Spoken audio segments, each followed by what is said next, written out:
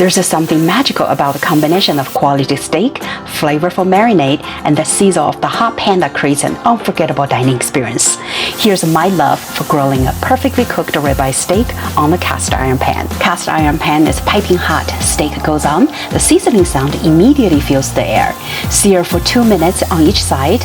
Brush the steak with heavenly garlic butter, infusing it with even more aromatic goodness. Wrap the steak in the tinfoil, allowing it to continue cooking to a perfect medium rare temperature.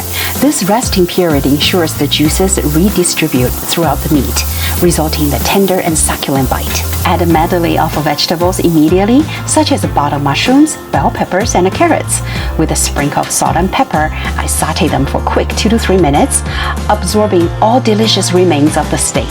Cheers to a perfect meal that combines protein-rich goodness with a healthy dose of veggies. Love your life.